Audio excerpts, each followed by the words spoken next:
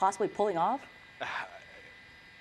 Yeah, it sounds like at least for the time being, they have the ground units pulled off, and they're just tracking this from the helicopter. It is just so insanely dangerous with the suspect. Wrong side of the road right now. Whoa. Fortunately, you know, very light traffic right now. I mean, we are on Rosemead.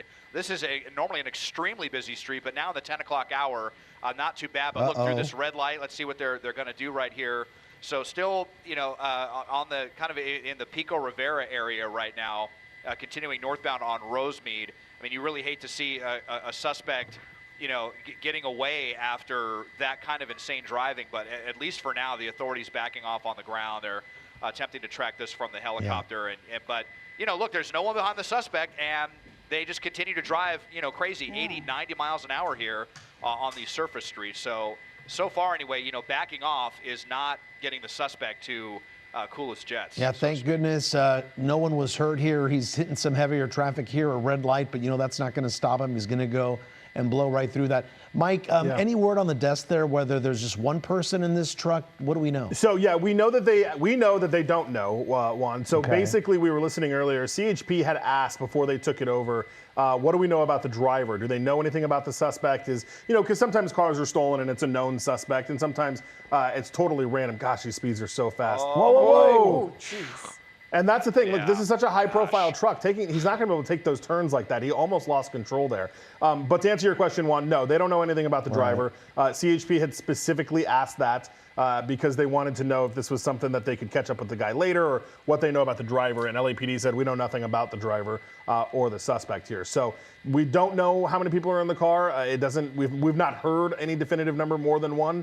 But we also know that the law enforcement does not know anything about the person behind the wheel. Right. So ground units are definitely laying low for the time being. Is that right? Absolutely, especially since we are not on the freeway. You know, CHP this is a big risk. You know, this is when we talk risk versus reward and why law enforcement chases and when they decide to give it up. This is one of those scenarios. Yes, this is a stolen vehicle. Yes, this person is running from law enforcement, but he's running from law enforcement at such a great speed and great risk to the public. The CHP, especially in that construction zone, has decided to back off a little bit and let the helicopter track it from the air. Yeah, I mean, they can do only so much when this person is going this fast, Mike. And we talk about stopping methods. You know, we talk about maybe spike strips, but they'd have to be set up way ahead of time and know where this person is going to be able to set that up. Right. We talk about, you know, the high center of gravity of this truck. So therefore, you know, doing a pit maneuver would be really dangerous. This, you know, truck could flip over if they do that. So, you know, not a lot of options left for law enforcement when they think about, like Mike was saying, really balancing the safety versus reward here. You know, to stop this person, but also with the, you know, safety of the public in mind. But as this person is just speeding through these neighborhoods still with no one behind this person except for the helicopter who's above, chasing this person. But Mike, is this an actual tracking by the CHP then? What's happening? Well, so yeah, I mean, technically, yes, you've got the LAPD helicopter that's been overhead tracking it. We're still listening to them. We're still listening to them call it out on the CHP frequency. Okay. So I'm just listening to some of the radio traffic now. So yeah, they're still aware of it. The problem is, we're all right, over the median. Over the center divider. Oh my goodness. And back northbound.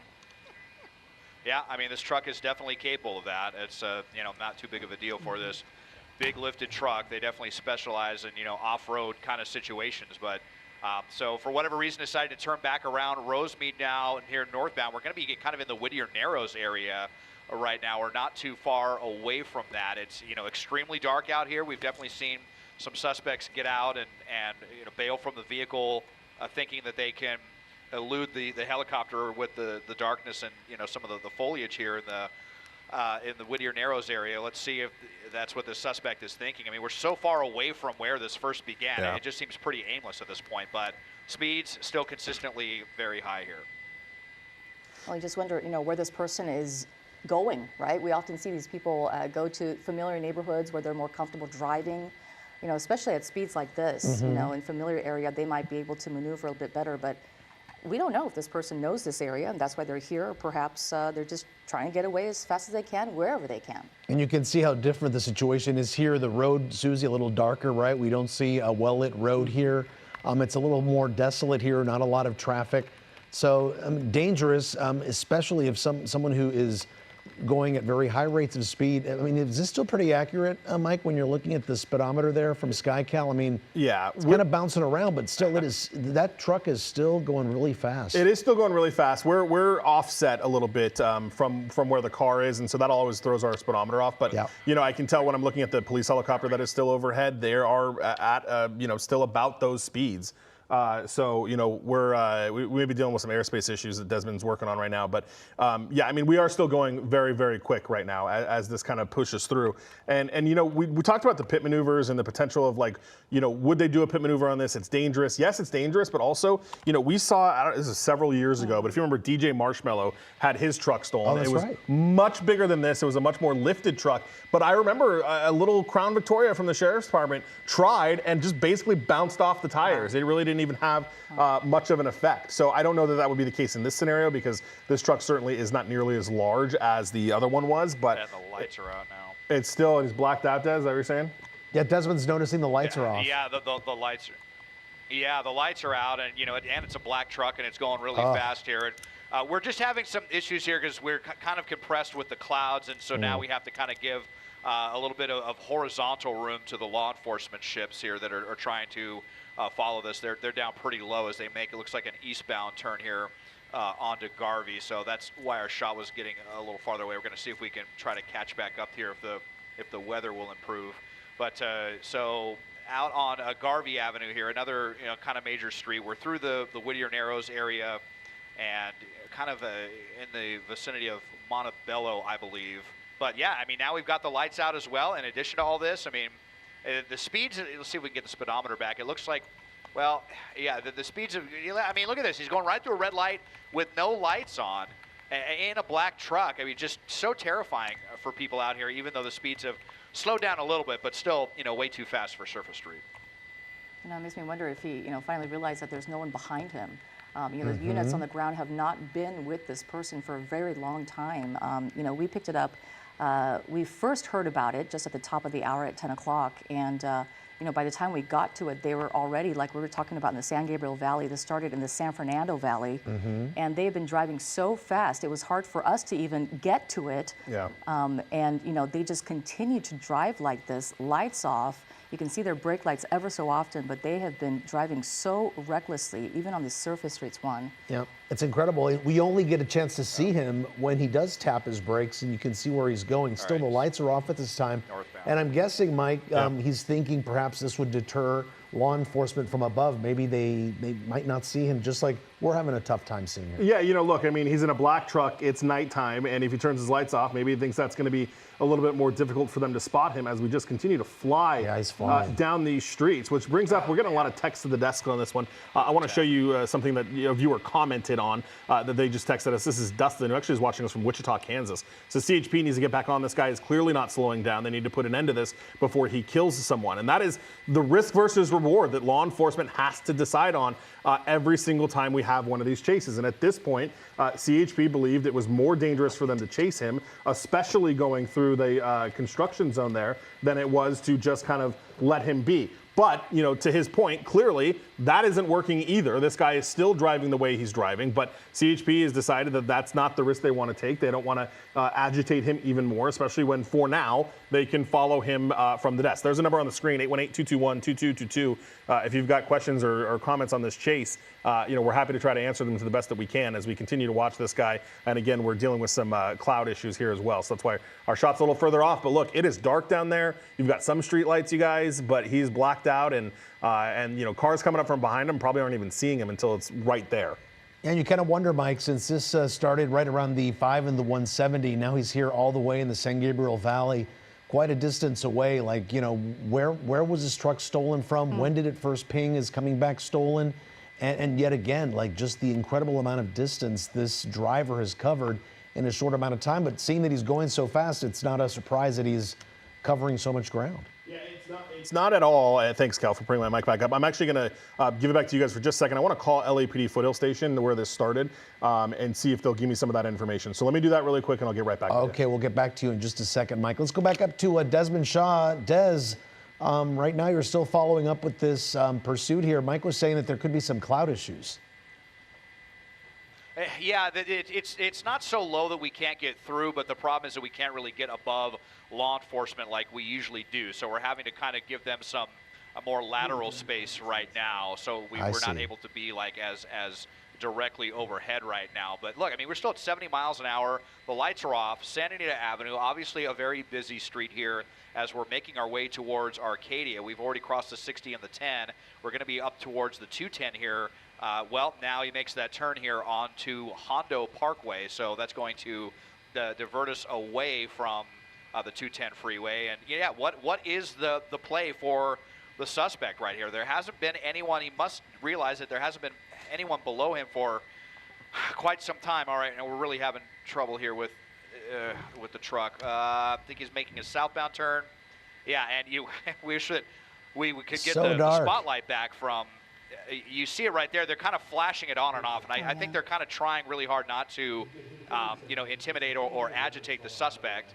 But now we're, in like a residential area here where these streets might not go through all the way.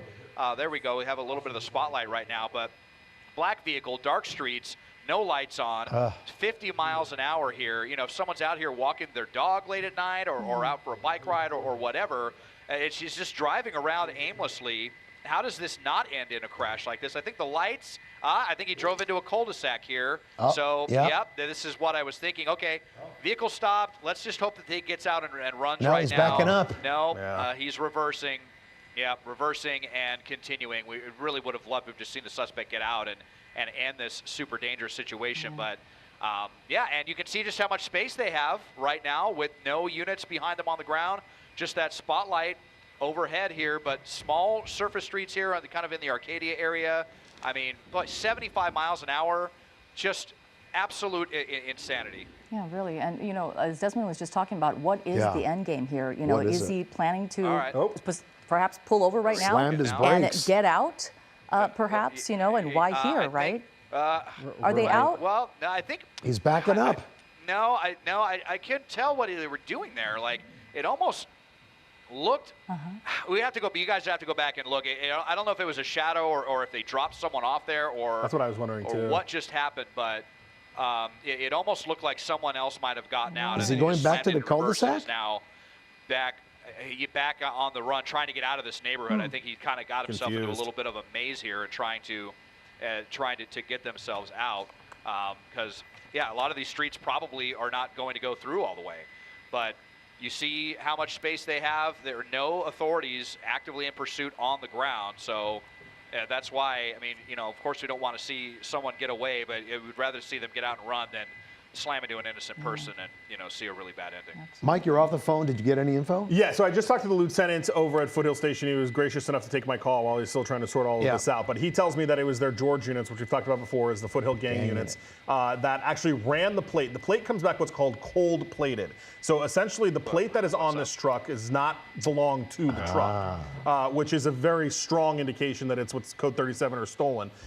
So that's why they originally started chasing it. So we don't have any of the details about what did the plate come back to, what's the car it's supposed to be on, what was the plate reported stolen, or what's the scenario here. But that's why they don't know much about the driver, is because this wasn't a typical scenario where the plate matches the truck and you have somebody that reported it stolen. Usually if you have a reported stolen, you can go pull that report and figure out the circumstances of how it was taken, when it was taken, where it was taken, all of those things. But because this is a cold plate and because the plate just doesn't match the truck, they don't really have a lot of information about when that swap happened, who may have swapped it, and all of those details that you might get when you have a more traditional type of stolen vehicle report. So go ahead, sorry. So do we know, Mike, if it was a gang unit actually chasing this person initially and then they found out this car is stolen? Or that was the reason they chased it. So the lieutenant tells me that the George units, the gang units, ran the plate. The plate came back cold, not to the right vehicle, and then the George units are the ones that started the pursuit and initiated after that.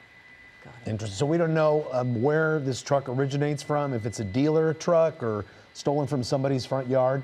Yeah. They clearly switched out the plates to go undercover. And once this is all said and done, the way that they'll have to figure that is they'll have to run the VIN number. So once, if this ends, or, if it ends in time for law enforcement to get here, or the truck gets abandoned or what have you, that's when they'll be able to run the VIN number and figure out kind of the background of this truck and where it was taken from, and did anybody actually report it stolen, or is it just a plate situation, or what have you.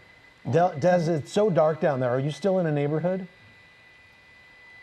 Yeah, I mean, we was on Duarte Road here, now California Street. We're kind of paralleling the 210 freeway here just to the south.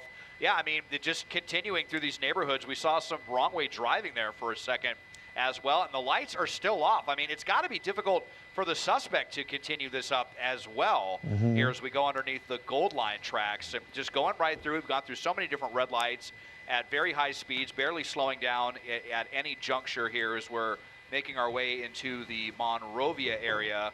And again, we're dealing with those clouds and law enforcement space here, so doing our best to try to keep up with this. It looks like they just made a southbound turn here as down to, this is the slowest I think that we've seen the suspect going right now. But again, just so far away from where this originated, and wondering how much longer this can go on. Obviously, this is a gas-sucking vehicle as well. A big Ford Raptor here, definitely not an economy car.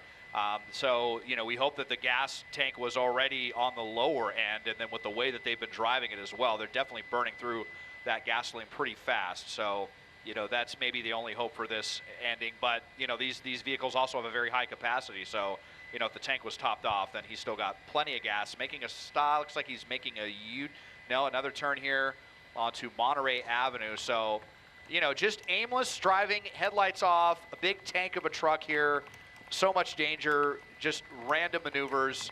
Law enforcement still doing an amazing job with their spotlight, keeping up with this, but still no units on the ground on this one. Desmond, the size of this truck, would you know if this is a V8? Is this something like you're saying, is it a gas guzzler? I'm guessing it might be, right?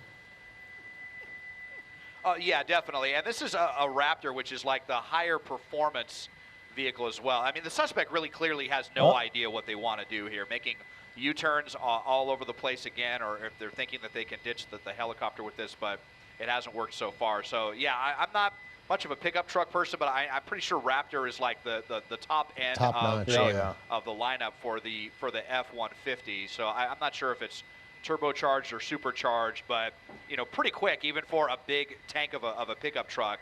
They are surprisingly nimble. I mean, you saw how quickly that vehicle is accelerating to up over 100 miles an hour. But it's just awful seeing this 60 miles an hour. We're back in residential zones. You see the crosswalks. These are narrow streets, no lights on.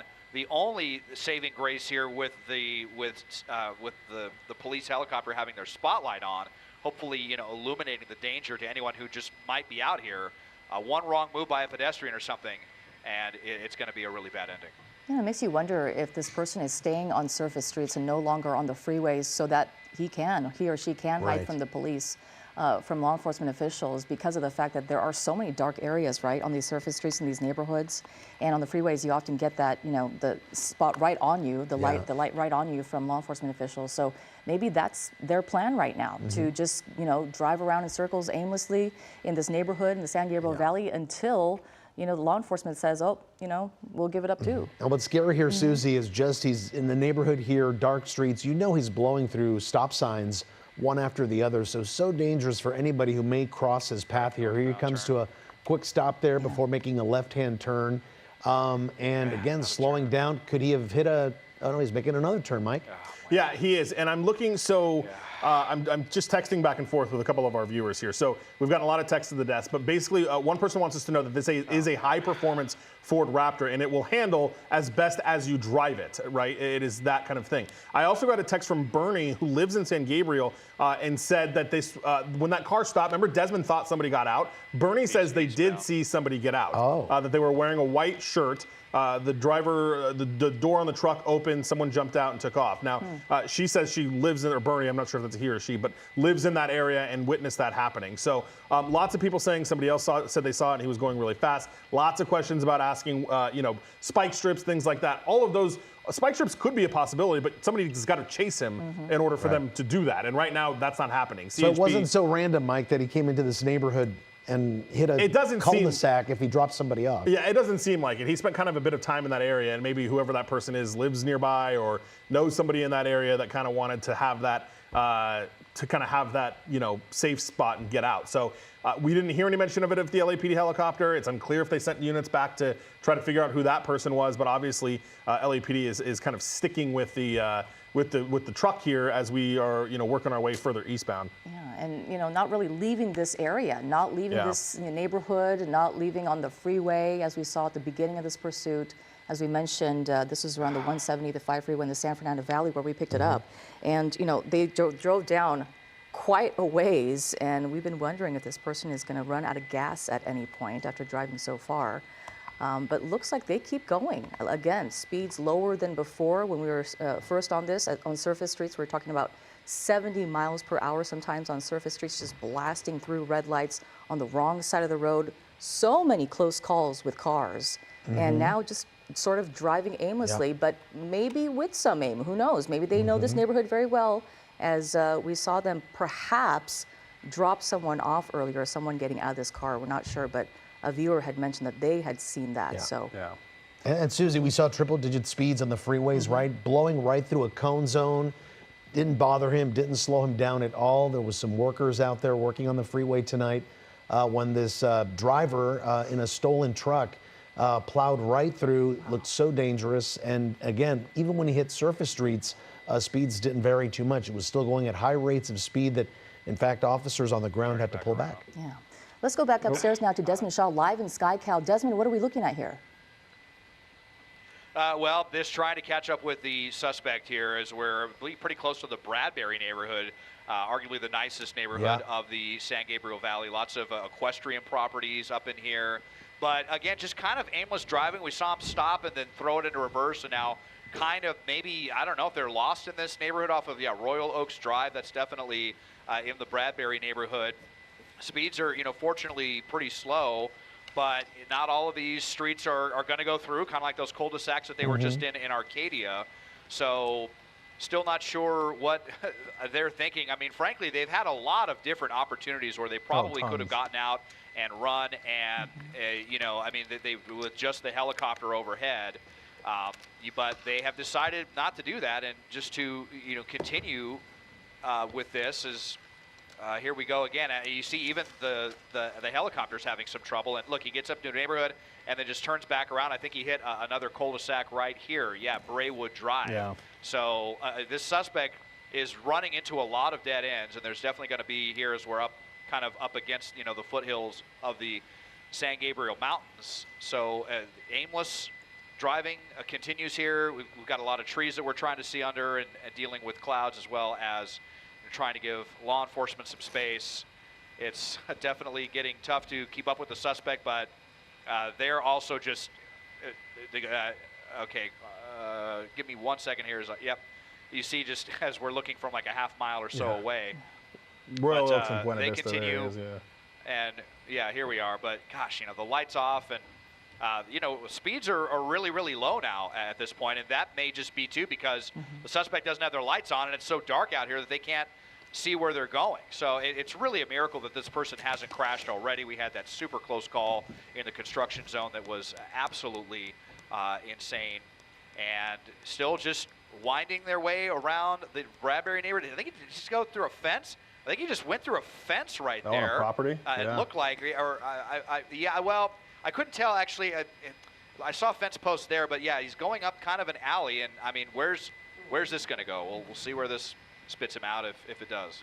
Are there any flood control areas up there, you think, maybe that that fencing could have been blocking off, or an area where water kind of congregates when it rains? It's just so dark out there. It's so hard to tell. But on the right side of your screen, Desmond was just referring to this when it was so scary. We were holding our breath as this person was driving so fast on the freeway, first on the left-hand side there, and then in the construction zone as those lanes narrow, there they go, right into that area where they're not supposed to go into, and so close to people who are working there on the freeway. Boy, oh boy, and look at that right there. And we often say, slow for the cone zone, slow down for the cone zone. It's a big deal when you see these workers out there on the freeways. They work late at night, obviously, to create as less an impact on traffic, but it's still dark out there. It's still dangerous, and we saw what could possibly happen tonight during this high-speed pursuit of a stolen truck that seems to be going nonstop now, a little aimlessly there in the San Gabriel Valley. We're still in, San Gabriel Valley, Upper San Gabriel Valley off mountain. Yeah, we're just showing you some of those many close calls that we saw tonight during the course of this pursuit. The driver running red lights, driving without their lights on around other cars, speeding around other cars on the wrong side of the road several times. And now, as you mentioned, Juan, they've been driving in the same neighborhood in the San Gabriel Valley. We believe that they may have dropped someone off in a neighborhood. A viewer alerted us to that. They believe that that's what they witnessed. It's unclear right now, not confirmed, but we do know that this person is staying in this area for whatever reason. And oftentimes what we do see is this kind of driving because they are familiar with this area. It's their neighborhood. They know the ins and outs, the alleyways, the smaller streets where, they can possibly hide or, evade police. And we've been seeing the same type of driving for a long time now. That's right. And it was gang units who apparently realized that they had run the plate. And as Mike was telling us, it came back as cold plated, which means that the plate that was on that truck did not belong to the truck that it was on. It didn't match what it should be. So who knows how long this truck has been reported stolen from, where it was taken from, whether it was taken off a dealership or perhaps a private home or from an individual. We don't know this. But apparently this driver has had the truck long enough to switch out the license plates to hopefully, fool people into thinking it's not a stolen truck. And sometimes guys too, and again, we just don't know the circumstances of this guy as we're kind of deep in the foothills of Monrovia now. But when you deal with larger kind of criminal elements, that's not an uncommon practice, is to just have license plates around that you can swap and put on a car and throw everybody off, and and that means that they don't know who actually is in that car. Which brings us a question I want to show Kelly, if you can. Eden sent us a text to the desk here and asked a question about potential tactics and what they could do later. I think there we go. It says, are they wanting to arrest him another day if he gets away? That's usually a pretty good option for law enforcement. The problem here is they don't know who the guy is, right? And that's what we were kind of talking about earlier, is if this was a more traditional stolen report, if this was a suspect that was known to the victim or they had any information about who the suspect was, certainly they would try maybe to go get him another day. But because they don't know that, and they can't go back after him another day. And it looks like he may have gone up on a cul-de-sac and another one here at Granite and Hillcrest, which I know Dez is trying to get eyes on. But the LAPD airship now moving back westbound Hillcrest near Canyon Boulevard. So, it's very dark up there. We're dealing with the clouds. There's a lot of airspace issues. It's crowded. There's the truck. He's blacked out in a black truck in a dark neighborhood. And it is problematic for us to see it. The LAPD airship is doing a great job of keeping eyes on it, but it's tough. I did hear them ask, like, can we get Monrovia PD kind of in the area? I think that they're hoping that this guy is eventually going to just kind of give it up, and then they want those officers to be in the area. It's interesting because usually when we see people go in the neighborhoods, they're looking for an opportunity to bail. This guy has been very, very deep in these neighborhoods for a long time. And you would think that they would, attempt to use that opportunity to get out and run, and they just haven't, which is kind of interesting, and it makes you wonder. Obviously, we never know what these people are thinking. Yeah, or are they familiar with this area? Are they, in fact? Maybe they're not. And that's what we, sorry, I'm just listening to the radio. At first, they got into the kind of the Bradbury area, and then maybe they know that area, but now they're further west and they're in Monrovia, and so you kind of think, like, how many neighborhoods do they actually know that they can be trying to do this? And again, as we're kind of up there, but it's weird. They keep trying to go north, and so now they're up at Melrose Avenue and West Scenic Drive. I mean, they are right against the base of the mountain. So Mike, unless it's dumb luck, this guy must know that the streets here are pretty dark, as we're seeing here. Other than maybe a few street lights, some landscape lighting, you really don't see much lighting down here. Yeah, you don't see much lighting at all, and it's weird because he keeps, like, it almost feels like he's intentionally pulling into these cul-de-sacs, but It's very strange because he's up near that West Scenic and Alta Vista Avenue. It looks like he may be trying to go kind of, and I'm just basing this on what I see from the police helicopter, up Alta Vista Avenue, which will take him deep into, the foothills of Monrovia, and it's actually a pretty windy road that will lend him, so Alta Vista Avenue there, Des, and then it goes kind of up into the mountains a little bit. Is that him right there? Yeah, that's the taillights of the truck. Wow. So you'll see, and Des, if you want to actually pull that back up, we can kind of show people where that leads and that road that kind of winds its way around and up into the corner there. So we're really stretching the limits of the city here, if you will, as we kind of really push our way up against the mountains. Yeah, look, if he goes on Patrician Way, it kind of dead ends there. Yeah. See what Des is looking at? That's the kind of topography of the area that they're dealing with, which, eventually LAPD is not going to be wanting to be flying that close to the mountain. They're going to have some issues with that. Yeah. So I don't know. Maybe him driving so close to the foothills has been him looking for an opportunity to get into the mountain and maybe ditch it there. Another big question we have tonight, Mike, is the fact that this is a stolen truck pursuit, the want. Yeah. But we don't know what else this person might be running from. Right, and that's what else they did. And that's part of the idea, right? If they don't know who the person is, they don't know who the truck belongs to, they don't know any of that. I mean, is the truck actually stolen, or has it been used in a ton of crimes and they don't want the license plate attached to it? Because you remember, if this was not that stealing a truck isn't a serious crime or a cold plate, but if the license plate came back and it was an assault with a deadly weapon or a violent crime, you likely would not have had law enforcement break off the way they have, and they may be chasing it harder. Maybe that was the thought process here, is if I don't have the plate on it, they don't really know what I've done with this truck, right. and et cetera, and who knows? I mean, maybe that's giving the guy too much credit, but we're eastbound Alta Vista Avenue now, up coming up on Myrtle Avenue, way up in the foothills of Monrovia, and actually we'll be passing one of the reservoirs, the catch basins that we talk about so frequently during flood coverage.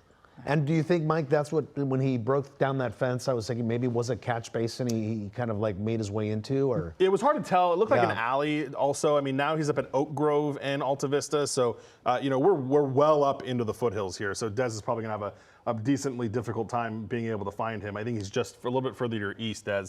We're going up into that neighborhood, Briarcliff Road. Yeah, so we're way up there right now. So, Mike, when you're hearing police radio right now, are there officers either on the ground or the air? Are they calling street by street where this truck is going? How does that work? Yeah, the police helicopter is calling it street by street. There you see it in Desmond shot, and they're relaying it to the dispatchers. The dispatchers are basically just kind of copying down the information. It doesn't sound like CHP, anyway, is actively trying to get anybody in place. I don't know if I can hear Monrovia, but I will continue to try to listen to Monrovia to see whether or not they're going to try to get in place. I know LAPD had previously kind of asked them to be ready to get into place, but that was only if the guy was going to come back. So it looks like he's coming maybe potentially back down or, southbound, maybe on Myrtle. I see that LAPD ship kind of coming out of the foothill now. So we'll see if we can get eyes back on him here, as he is kind of done a number going up and down the San Gabriel Valley after the San Fernando Valley. Looks like maybe Myrtle and Hillcrest now, Des. Oh, that's a police unit. Okay, so that's good. We see some black and whites trying to at least get, there he is right there. All right, so he is still blacked out. That's a unit that's coming up behind him. It's unclear how long that unit is going to be behind him, or if he's going to try to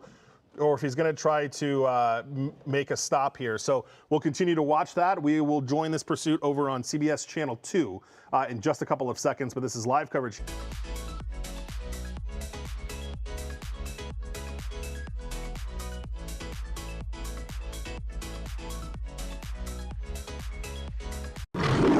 So how did these strangers, a random collection of guys, end up fast friends? They were plus ones to a high school reunion, not fun. But then someone pulled out the BetMGM app. Who do you got?